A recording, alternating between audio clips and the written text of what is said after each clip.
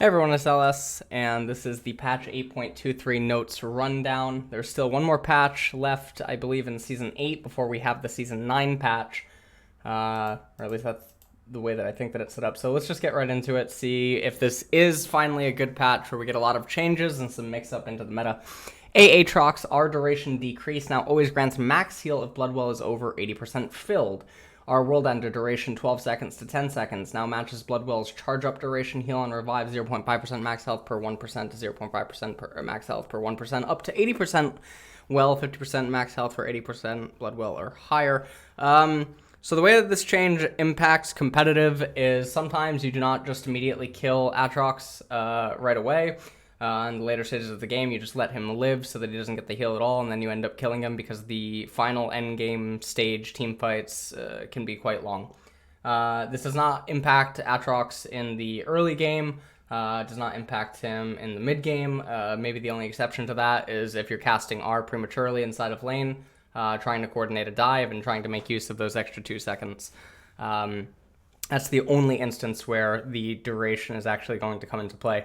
If you're using R to start a team fight without the intention of using the resurrection just to get the movement speed and everything else going for you, I guess that's the other nerf. But this realistically does not touch Aatrox at all. Ezreal, W base damage increased. AP ratio now scales with rank. R damage decreased against minions and non-epic monsters but no longer falls off per target hit. Essence Flux. 75 to 275 scaling to 80 to 300 scaling, so it gets 25 damage extra at max rank. Ratio 0.7 ability power at all ranks to 0.7 to 0.9 ability power scaling.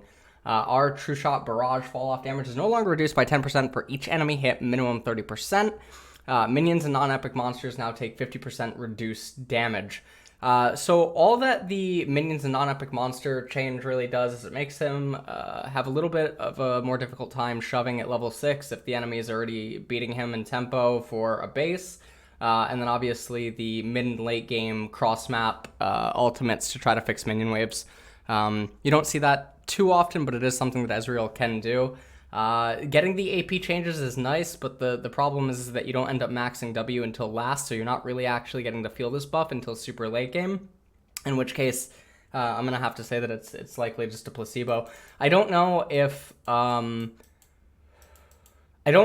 there's any builds that allow him to incorporate hybrid AP and AD, in which case I guess you could look at this as actually a late game tool that would become effective, but for the most part, it doesn't look very good. Lissandra, new passive, regen growth increase, Q and W mana cost decrease, W damage decrease, short E dashes are faster, R ratio decreased. Base stats, level 1 bonus attack speed. Lissandra now has 5% bonus attack speed at level 1, mana growth 0.4 to 0.8, basic attacks adjusted to better match missile timing, missile speed 2000 to 2200, okay? Passive, Iceborne Subjugation.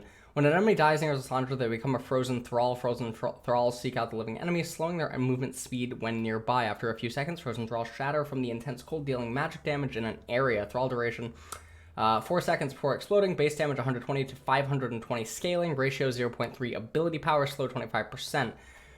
Old passive, Iceborne removed. Ice Shard. So what we're looking for here is that she has basically 10 mana less. She will spam some ice shards, maybe in the beginning of the lane, so maybe you can look at it like she's getting 45 mana back until level or rank 3, and then at level 5 she's getting 10 mana back per cast. W Ring of Frost goes down by 10 mana as well. Base damage 70 to 230 scaling to 70 to 190. Ratio is also down in ability power, so I guess that they're putting a lot of her damage inside of her passive, which requires her to kill an opponent. So if you've ever been in solo queue at lower MMR, that's not going to happen. E Glacial Path, 850 to 1200, deaccelerating to 640, time to reach max distance, still at 1.25 seconds. R Frozen Tomb, 0.7 ability power to 0.6. I don't like how they are ramping all of her damage inside of her passive, but it's fair anyway, because Lissandra is essentially utility, off-tank, defensive mage in mid lane, and that's the role that she plays. It just means that she's not going to be able to overkill her target, and taking away the damage is fine. I do like the change to all of the mana costs, because of the removal of her passive. I don't actually know the exact math on now if this ends up balancing out for the most part. I like the changes that she got. I don't think this is actually bad for her at all. I think that it more puts her in line with her style of play and what she was intended to do originally. So I like the direction that Riot's actually taking Lissandra.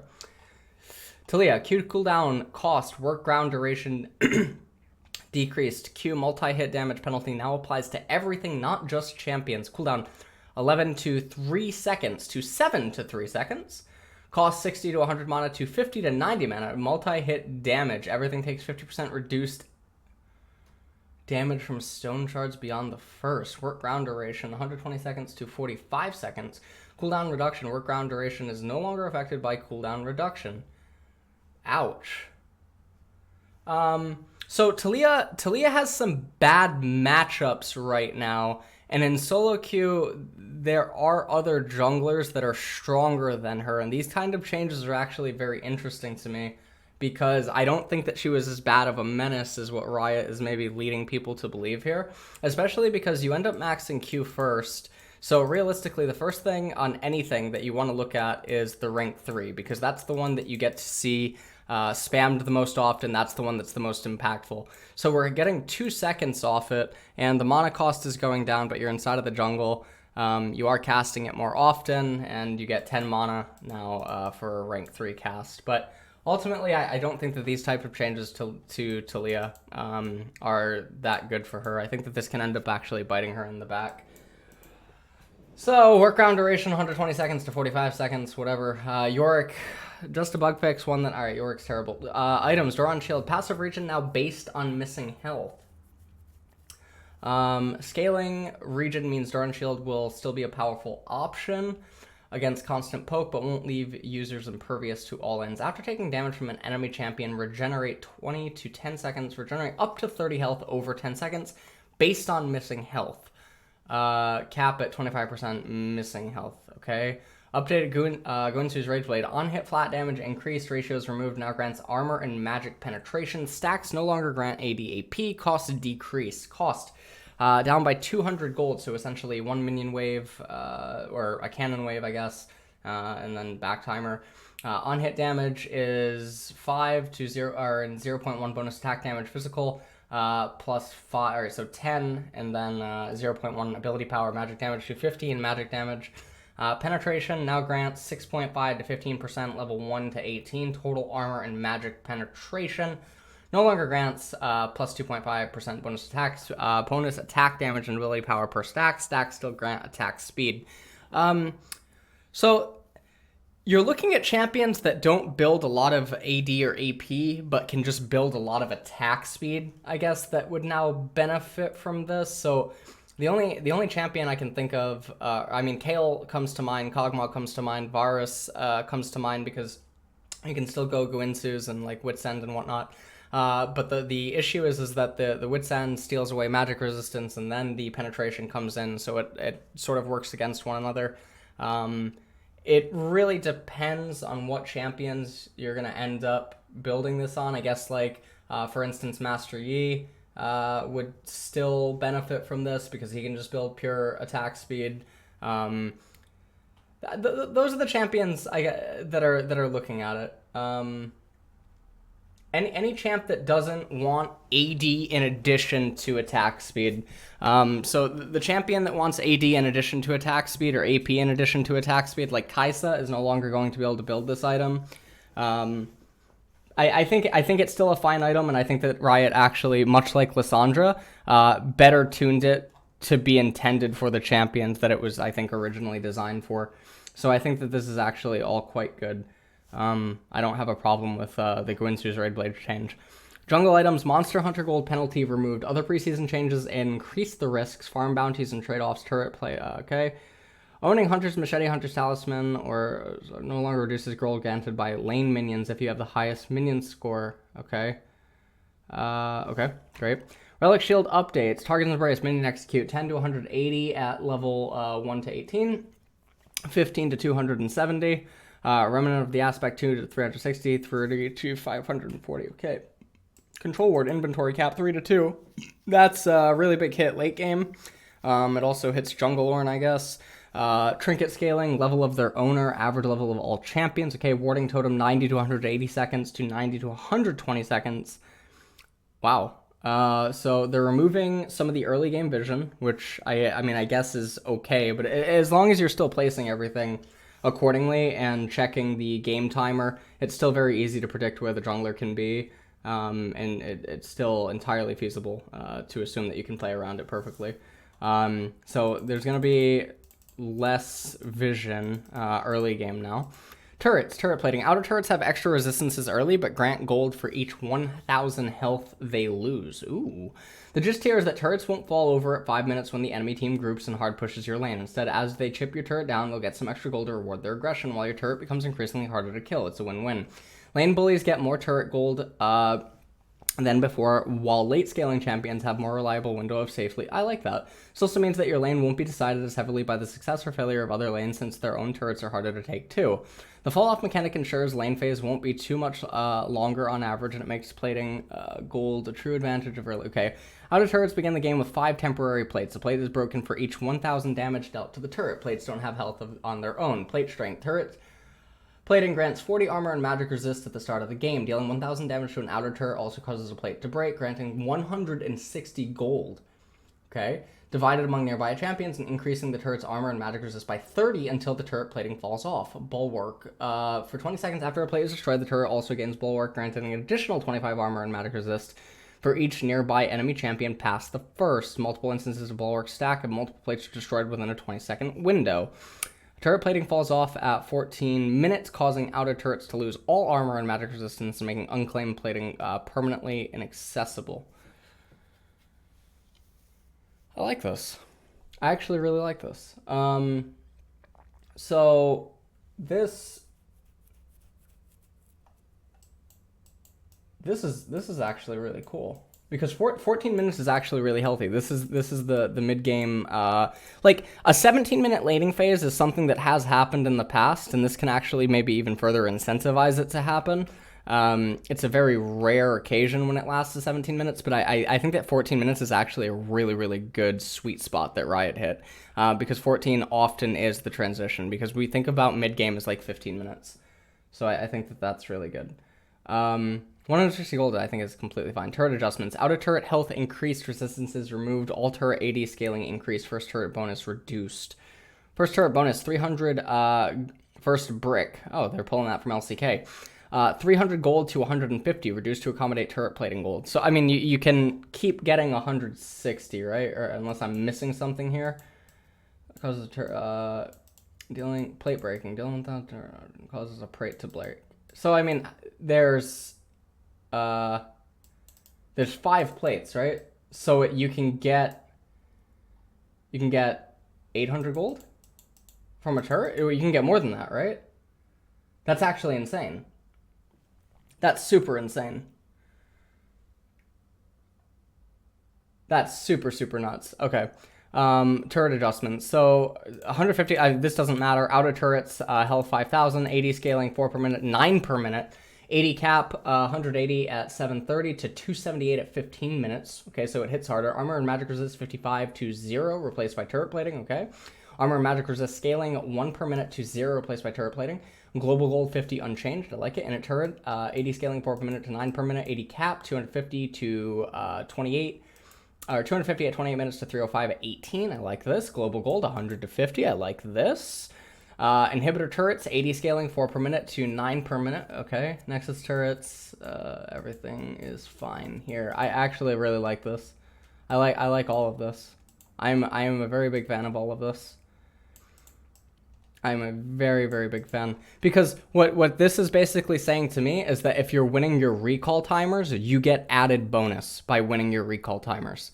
Because now there's added incentive to winning the recall. Because winning a recall does not just means that you get back to the lane and you get tempo and priority. Now you can convert that tempo and priority into 160 gold, which is essentially winning the minion wave. Which then means that you can actually even cause the wave to bounce back into you because you spent your time getting the turret plating. So I think this is really powerful for mid and top lane. And then obviously to a lesser extent bottom lane. So I think this is actually really, really nice. Okay, minions and monsters. Minion health 80 and movement speed scaling increase. Cannon minions spawn faster earlier in the game. Baron buff is meant to enable game-ending pushes, but it's become near mandatory for a team to close out a match. We're making minion waves more effective at supporting sieges on their own, so teams with huge advantages don't have to wait on Baron's respawn timer to end the game. I like this. In overall standard time, all minion stats now reach their max values at 37 minutes, unless otherwise stated. Damage to turrets 60% to 50%. Damage to champions 60% to 50%. Movement speed bonus 25 at 20 minutes to plus 25, 50, 75, 100 at 10, 15, 20, 25 minutes. Okay. Melee minions, max health 1200 to 1300, max armor 0, no scaling to 16, max AD 12, no scaling to 80. Okay, Baron buff damage reduction 75% from champions, 30% from turrets, 70% from champions, 0% from turrets, so split pushers are getting stronger. Caster minions, 425 at 27 minutes. To 485 at 37 minutes. Scaling simply continues for longer. Max AD scales infinitely to 120.5. No longer scales infinitely. Baron buff, damage reduction 50% from champions, 30% from turrets, 70% from champions, 0% from turrets. Love this.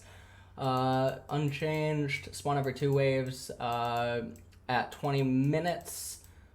Changed to 15 minutes. Spawn every wave 35 minutes to 25 minutes. Scales infinitely but harder.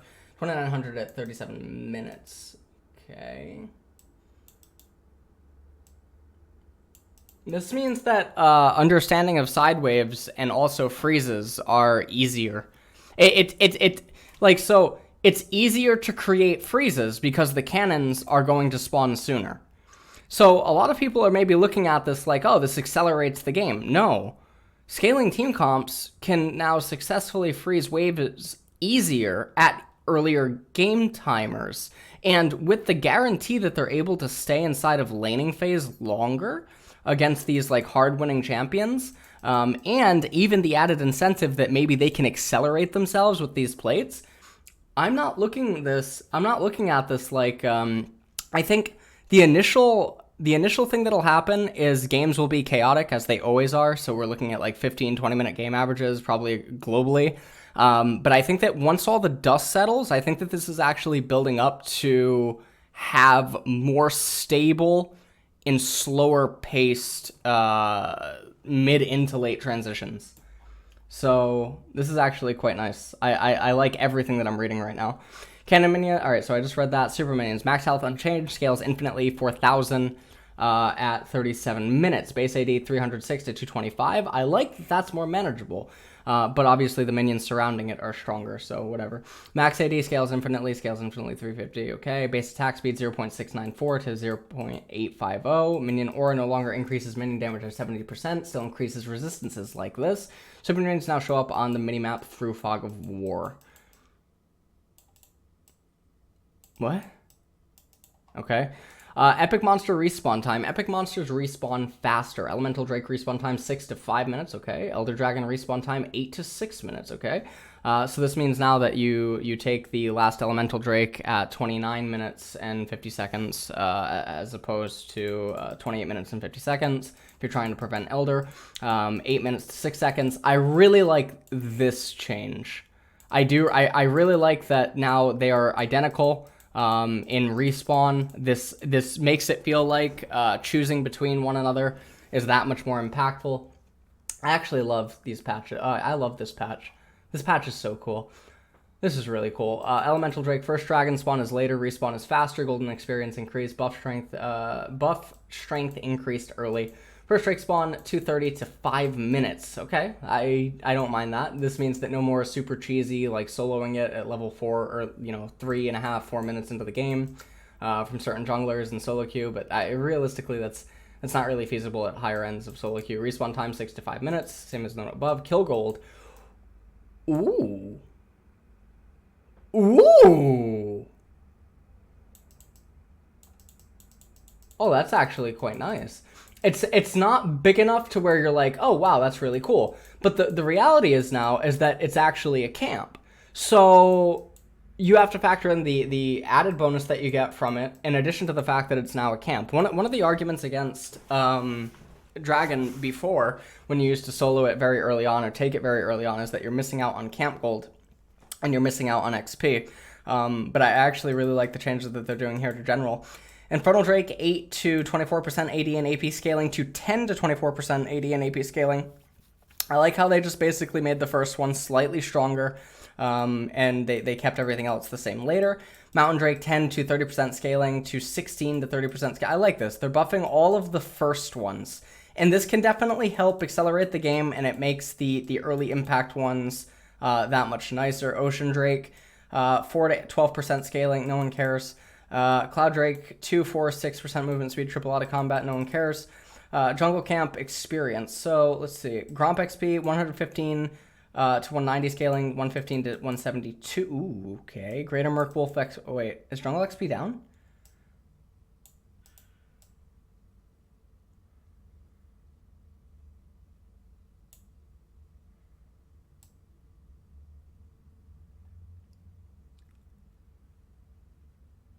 This makes it so that rubber banding is more important. This makes it so rubber banding is more important. So slower junglers that can't keep up with the really fast-paced junglers, this makes it better for them. That the XP is globally reduced across the map, rubber banding is that much more important. So making use of that and taking advantage of it is going to be an even more skillful thing. So this is actually really... I'm totally okay with this. I think that these amounts are totally fair. I'm sure that this affects some of the early game routes for some champions and whatnot, but for the most part, I think this is all great. Rune stats. Rune path bonuses removed. Okay, path bonuses. You no longer load into the game with bonus stats based on which runes you choose. Rune stats. 3 stat rows have been added to the runes interface. Pick 1 stat from each row. Rune stats are editable and champ select. Row 1, 10 adaptive force, 6 AD or 10 AP, 9% attack speed, or 1 to 10% cooldown reduction. Row 2, 10 adaptive force, 6 AD or 10 AP, 5 armor, magic resist. Row 3, 15 to 90 health. What? Wait, why? Why'd you do this? Alright, this is the first really bad change that I don't like. Probably end up liking this in the future, but this is the first change that I actually don't like, but whatever. This is... Whoa, you can get 20% CDR now from the sorcery tree, yeah? You can take Transcendence and then choose this. You can get 20%? That's actually quite nice. If this is actually a real thing. So they sort of fused old runes back in with new runes. Fleet footwork, AP ratio decreased. Great. Updated celerity. Bonus movement speed. Movement speed increased by 1.5%. Bonus movement speed bonuses increased by 8%. Well, I mean, this was a dead rune anyway. This rune's just been dead. This rune's the person that got like sent away to a mental institution and then just forgotten about. That's what celerity is. I don't actually know what's going on here. Celerity's terrible. Anyways, updated Dark Harvest. Not only procs on low health targets, but no longer requires the soul to have recently been collected. Cooldown partially resets on takedowns, no longer stacks off minions and monsters. Procs on basic attacks, any damage. Okay. Damage 50 to... Oh, having it proc on any damage is quite nice. Damage 50 to 80, level 1 through 18. Plus 0.25 bonus attack damage, 0.15 ability power, plus 8 damage per harvested soul. Souls increase Dark Harvest damage by 4 on ARAM rather than 8. Cooldown 45 seconds, resets to 1.5 seconds on the champion takedown. Removed minion and monster souls. Okay. Minions and... So now it's only inside of the jungle. So I guess this ends up hitting MF or something, I guess. Okay. Ravenous Hunter. Base healing decreased. Why? Just why? No, it does not stand out as the clear best option in its row. It does not stand out as the clear best option. Relentless Hunter is arguably better in a lot of situations. Makes no sense. Demolish. Charge up time decreased. Base damage decreased. So with the plating thing going on, losing damage on Demolish is quite sad. The charge up time is irrelevant because when you're going for Demolish, you're going for it anyway. There's no way that 1 second is somehow going to dissuade you from going for it. So this is a little bit of a sad change. Shield Bash. Gain bonus resistances while shielded. Your next basic... Oh, my asthma. Can't really breathe very well. Gain bonus resistances while shielded. Your next basic attack after gaining a shield deals bonus damage. We're adding a new Resolve Minor Rune to the first row aimed at... Oh. Minor Rune? Wait, what do you mean? What do you mean? It's not a keystone? While shielded, gain 1 to 10 bonus armor and magic resist. Whenever you gain a shield, your next basic attack against an enemy champion within 2 seconds of the shield expiring deals bonus adaptive damage. Damage 4 to 2.5, plus 8.5% of the shield strength, plus 1.5% bonus health. This is an Ivern rune. This is Windspeaker's Blessing. It's Windspeaker's Blessing. Oh, I think Ivern's back.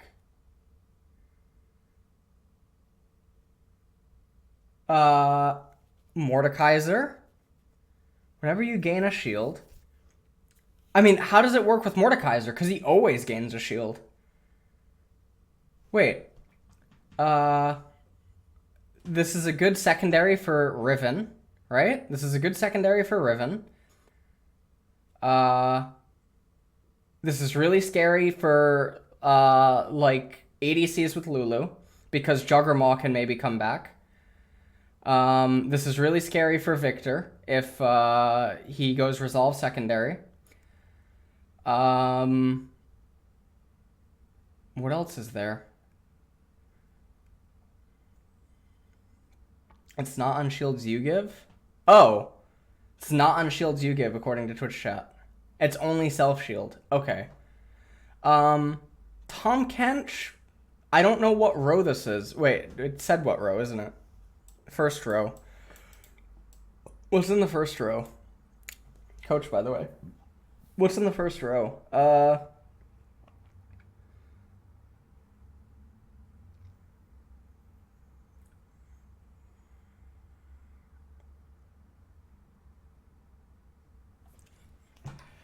Okay. I mean, this is still all fine.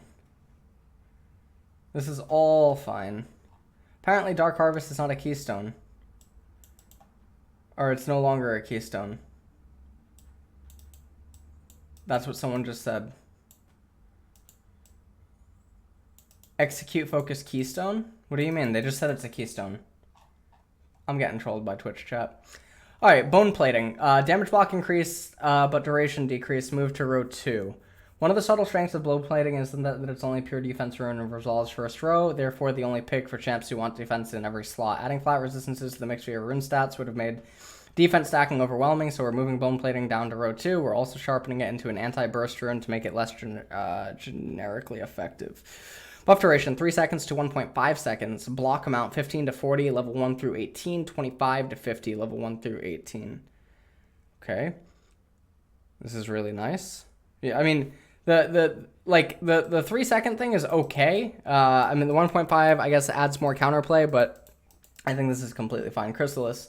Chrysalis was created to allow damage dealers to splash resolve by compensating for the lack of damage. Okay, this is fine.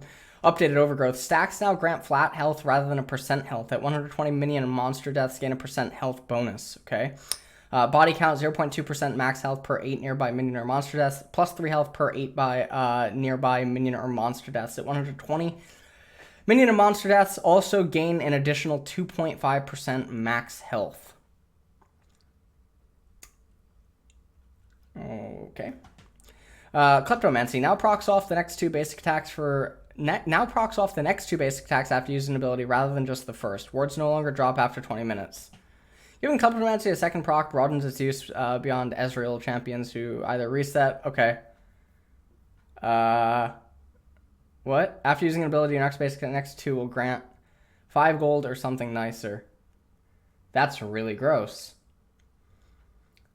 That's a really good change. Only procs on...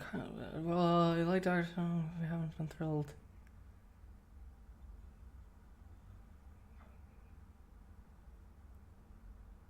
What am I missing?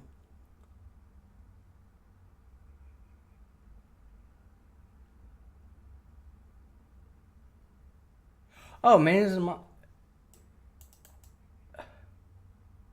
how do you get souls? takedowns?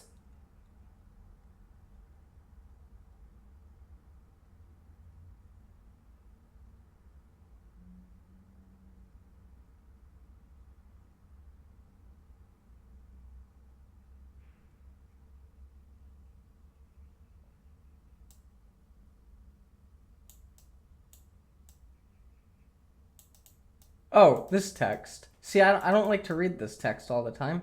Maybe I read it earlier and I just didn't register in my head. I'm a coach.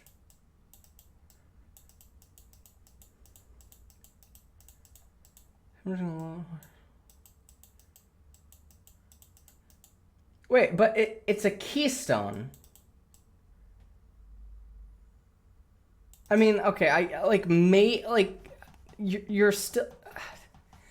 This takes too much. I mean, I can't sit here forever and just go through all the champions that would like to use this. Obviously, Dankplank. Someone in Twitch chat said it's not a keystone. Obviously, Dankplank would be one of the champions that you would imagine. You would think about maybe wanting this. Zed, I guess, is another champion that you could think about wanting this for.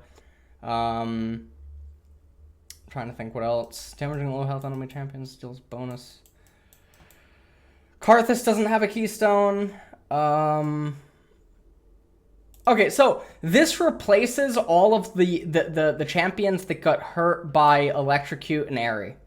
So every single champion that used to take Electrocute and Airy now takes Dark Harvest. I guess it wasn't that hard. That's the way that the new Dark Harvest works.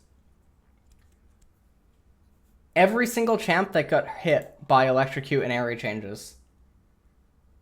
So that's actually really cool. Okay. Let's go to bounties. Kill bounties increased at 4+ kills. Minions and monster gold advantages now factor into bounties, further incentivizing scaling. Bounties on the losing team reduced. Good. Bounty payout per kill now capped. Great. 1 to 3 kills, 0, 150, 300 gold unchanged. 4 kills, 5 kills. Okay. It goes up to 6 kills, additional kills, plus 50 gold, plus 100 gold. I love it. Minion and monster gold bounties. If, since their last Azure champion has earned 250 more gold from minion and monsters than the enemy team's average, during that time, their bounty increases by 50 gold, plus another 50 gold for an additional... averages determined. Oh, I love this. Oh, I love it. Oh, yes. Because in a good world, you don't have a lot of kills in the game anyway, so this doesn't actually affect it. In a world where a team wants to choose a donkey composition and basically try to all in level 1 and stuff with the new plating stuff in place, and they get kills, they get advantages, it just further incentivizes the scaling team to just turtle and then shut them down off their bounties later on. So I think that's I love this. I love this so much.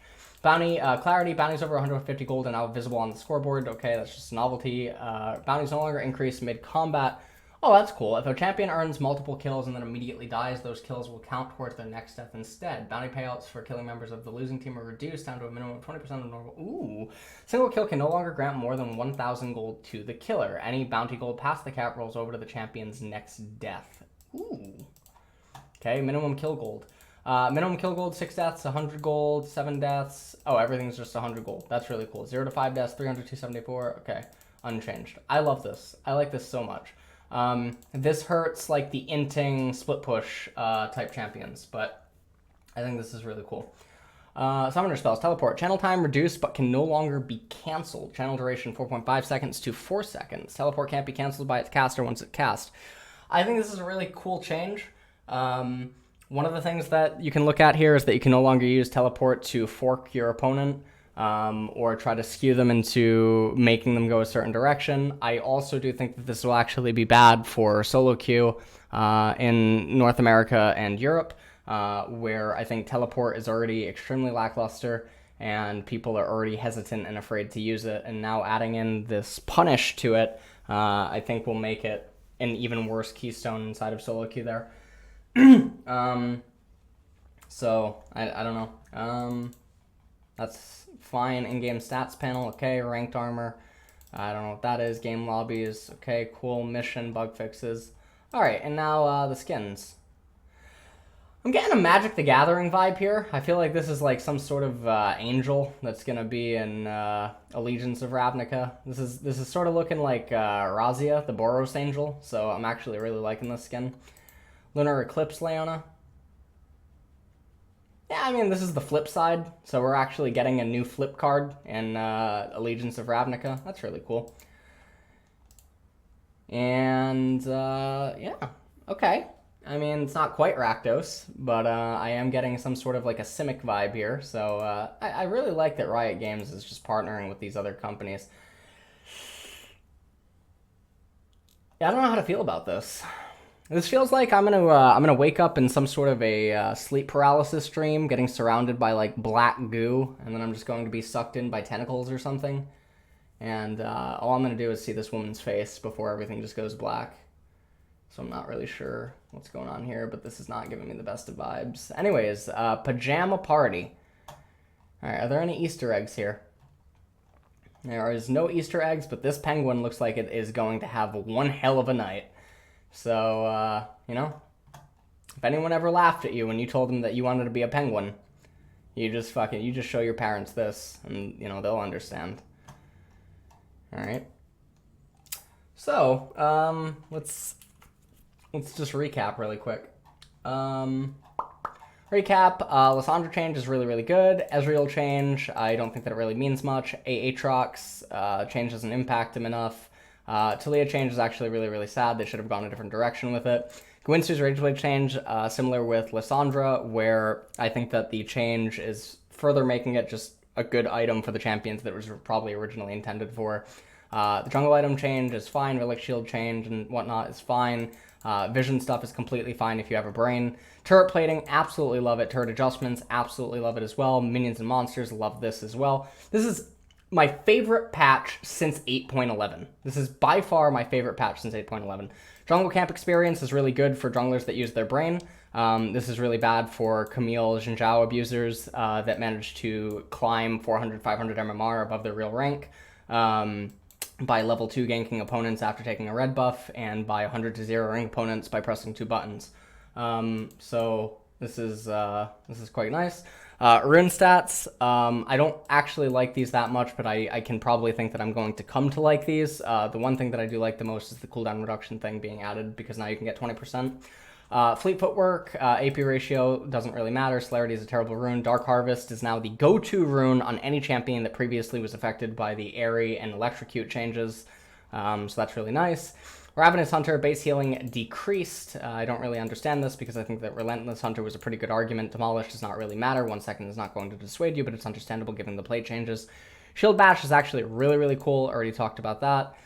Bone Plating, don't really care about it. Remove Chrysalis, no one cares. Overgrowth, it's fine. Kleptomancy is actually really cool. It probably even ends up actually bringing it back to its former glory, potentially. Bounties, really, really like bounties. I think that, again, it further incentivizes scaling comps even more. So now, with bounties being in the game, and then rubber banding XP also being something in the game, this is just further incentivizing mid and late game transition wake-ups in terms of team compositions, in addition to the turret plating. Summoner Spell, Teleport, I think it's a cool change, but I can see the negative impact that it might end up having. So that is it for the patch 8.23 patch rundown. It only took 12 patches, but Riot finally fucking did something good. So I'm happy for that. I'm looking forward to patch 8.24, where I do hope that a lot more things will get mixed up. In the meantime, go out there, play Ivern. All your teammates are going to love you.